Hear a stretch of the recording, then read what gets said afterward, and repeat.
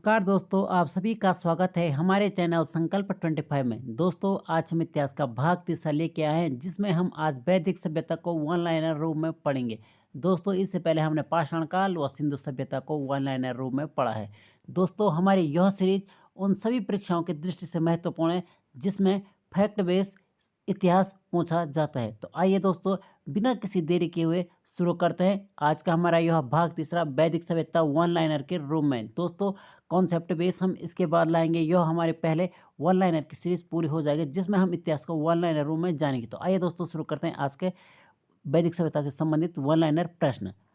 तो सबसे पहले जाने कि वैदिक सभ्यता कहते किसे हैं। दोस्तों, वैदिक सभ्यता सिंधु घाटी सभ्यता के बाद जिस नवीन सभ्यता का विकास हुआ उसे वैदिक सभ्यता के नाम से जाना जाता है। इस काल की जानकारी हमें मुख्यतः कहाँ से मिलती है, तो वेदों से प्राप्त होती है। इस काल की जानकारी किस काल के, वैदिक सभ्यता की जानकारी हमें वेदों से प्राप्त होती है। दोस्तों, सिंधु सभ्यता के बाद जिस सभ्यता का विकास हुआ उस सभ्यता का नाम था वैदिक सभ्यता।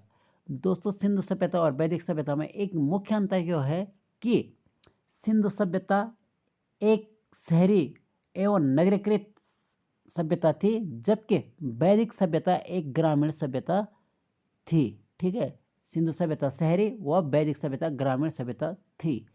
अब इनका काल मैंने बताया था कि सिंधु सभ्यता का काल 2500 ईसा पूर्व से लेकर 1500 ईसा पूर्व तक था। कब से कब तक? 2500 ईसा पूर्व से लेकर 1500 ईसा पूर्व तक सिंधु सभ्यता का काल था, जबकि वैदिक सभ्यता का काल 1500 से लेकर 600 ईसा पूर्व तक। कब से कब तक? 1500 ईसा पूर्व से लेकर 600 ईसा पूर्व तक वैदिक सभ्यता। वैदिक सभ्यता के अंदर दो कालखंडों में विभक्त किया गया है। एक है ऋग्वैदिक काल, जिसे 1500 ईसा पूर्व से 1000 ईसा पूर्व तक का कालखंड माना जाता है, और 1000 ईसा पूर्व से लेकर 900 ईसा पूर्व से लेकर 600 ईसा पूर्व तक उत्तर वैदिक कालखंड माना जाता है। दो कालखंडों में 1500 से 1000 तक ऋग्वैदिक और 900 से 600 तक उत्तर वैदिक काल के रूप में जाना जाता है। तो आइए दोस्तों, हम वन लाइनर के रूप में वैदिक काल को पढ़ते हैं। आज का पहला प्रश्न है, आर्य शब्द का शाब्दिक अर्थ क्या होता है। दोस्तों, आर्य शब्द का शाब्दिक अर्थ होता है श्रेष्ठ या कुलीन। श्रेष्ठ या कुलीन आर्य शब्द का अर्थ होता है। भारत के राजचिन्ह में शामिल शब्द सत्यमेव जयते उपनिषद किस उपनिषद से लिया गया है?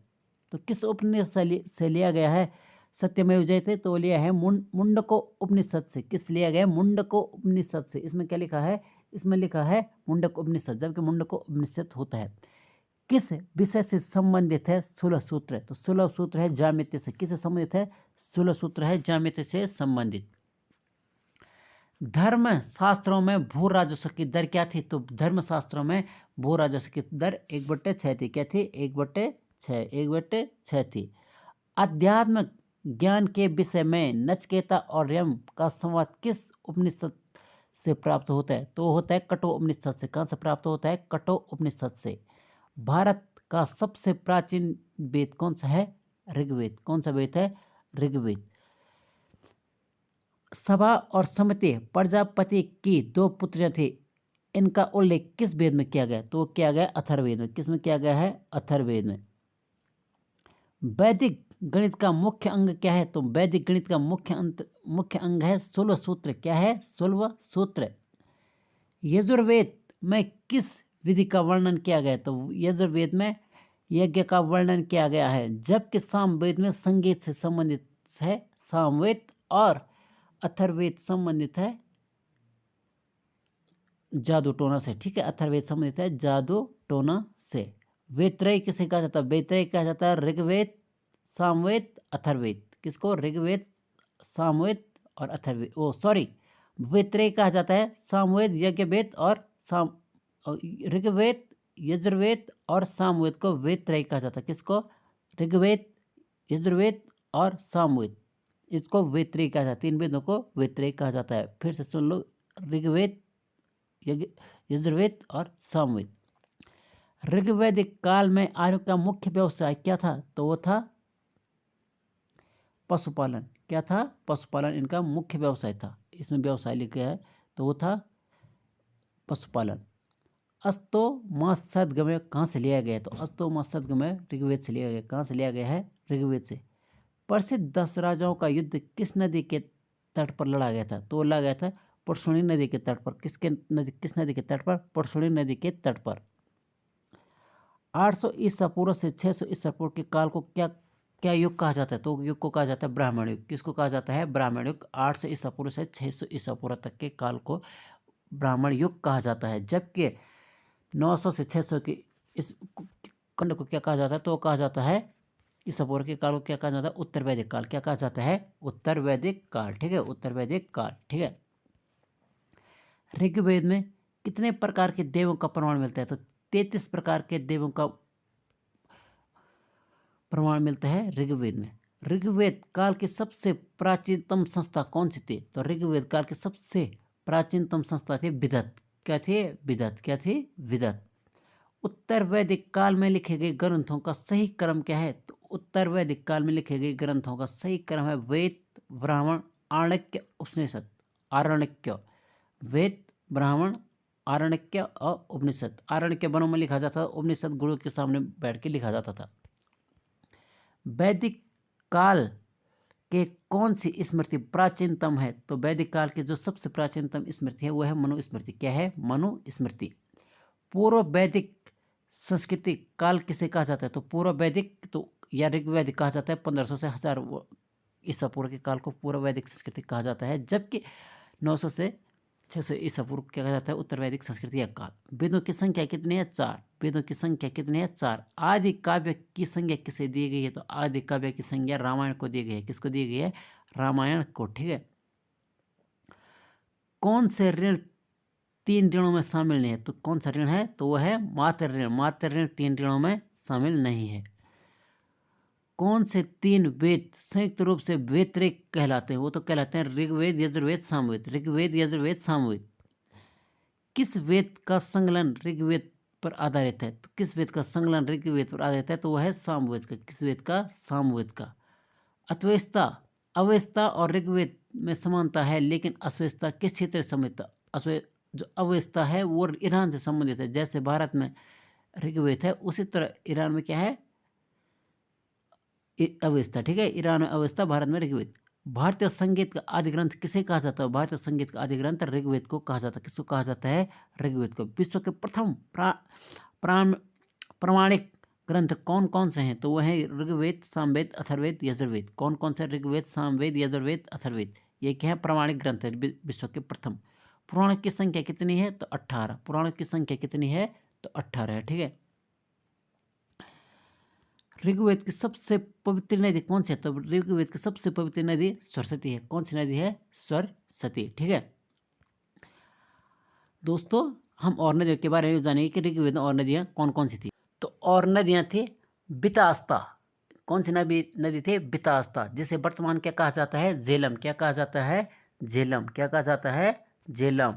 बितास्ता को झेलम कहा जाता है। बिपाशा को क्या कहा जाता है? जो ऋग्वेद काल में बिपाशा थी तो उसे वर्तमान क्या कहा जाता है? व्यास। क्या कहा जाता है? व्यास। धृषद्युति, धृषद्युति किसे कहा जाता है? तो धृषद्युति कहा जाता है गग्गर नदी को। जो वर्तमान में गग्गर है उसको ऋग्वेद काल में क्या कहा जाता है? धृषद्युति।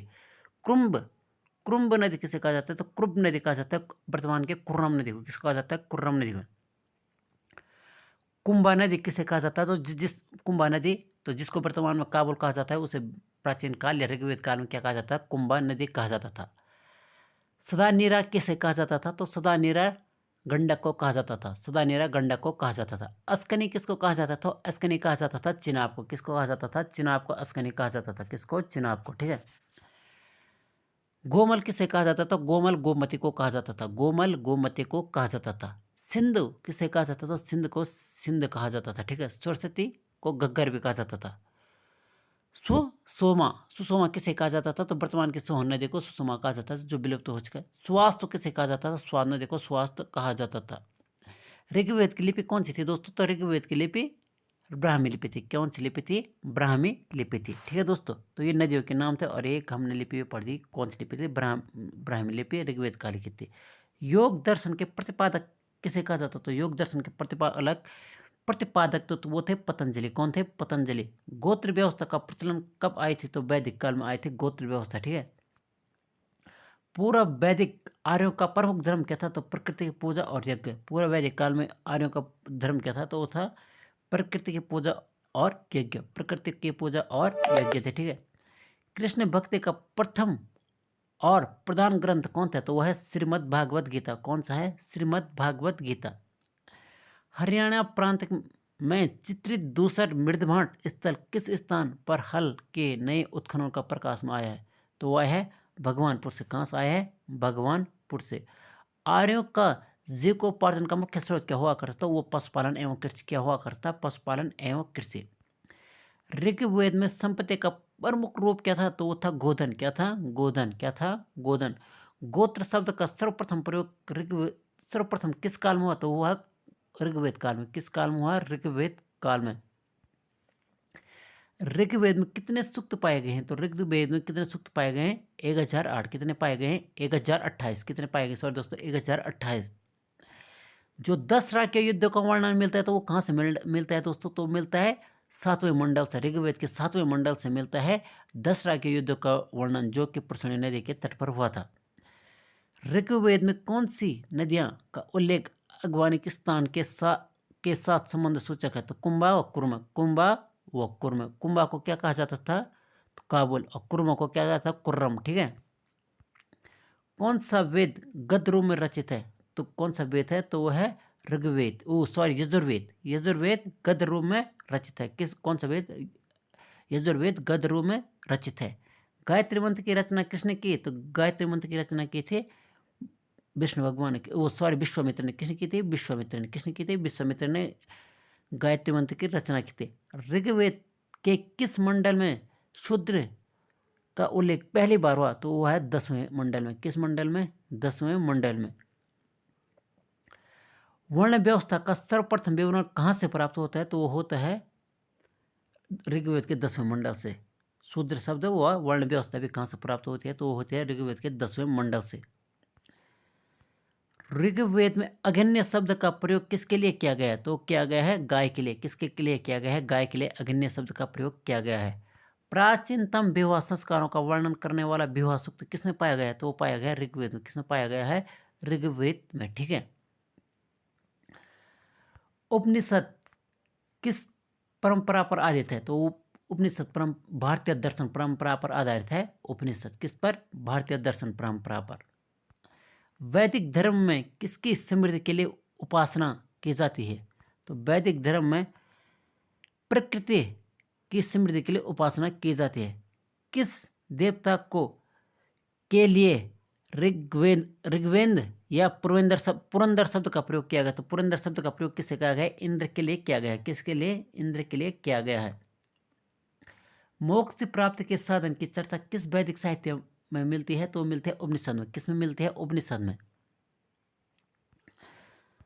मनुस्मृति किससे संबंधित है? तो मनुस्मृति संबंधित है समाज व्यवस्था से। किससे संबंधित है? समाज व्यवस्था से संबंधित है मनुस्मृति, ठीक है। जल या समुद्र का देवता किसे माना जाता है? तो जल या शब्द का देवता समुद्र का देवता वरुण को माना जाता है। किसको माना जाता है? वरुण को।